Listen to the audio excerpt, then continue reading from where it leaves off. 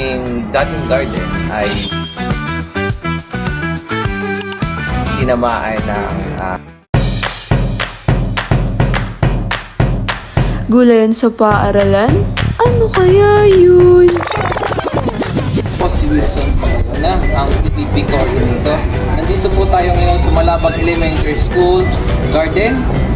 Tara, ating silipin. Ano nga ba ang nasa loob ng aming garden? Arurot. Ang bungang ugat nito ay masarap kainin lalo na kung taglamig. Ugasan, talupan ng balat, pakuluan ng 20 minuto at pwede mo na itong kainin. Samahan mo ng tsaa na gawas tanglad, luyang dilaw at konting honey ay siguradong makakalimutan mo ang lamig ng ex mong nang iwan sa'yo.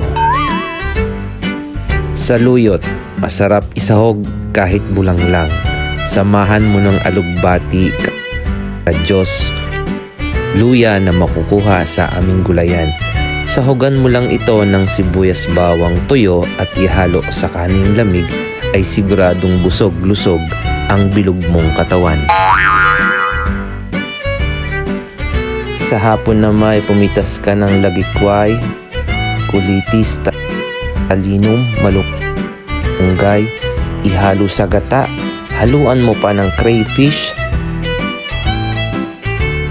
sibuyas bawang. Pag ito'y kumulo at naamoy ng kapitbahay, tiyak kaldero mo'y makakauwi sa inyong bahay.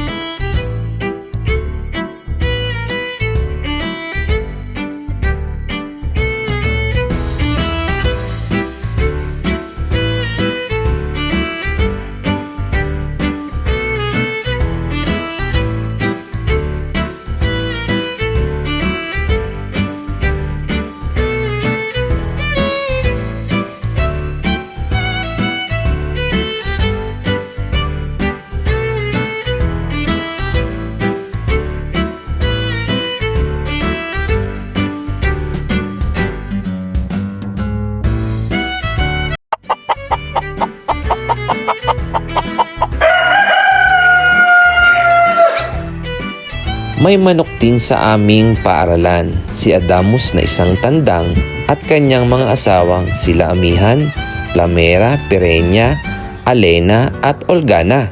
Sila ay nagbibigay ng masustansyang itlog na isinasahog sa lugaw na kinakain ng aming mga batang kulang sa timbang.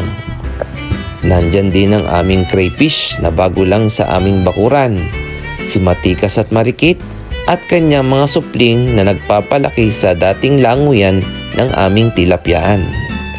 Mga gulay na madaling anihin gaya ng talong, kamastis, mustasa, sayote, kamote at sili na masarap isahog sa anumang lutuin.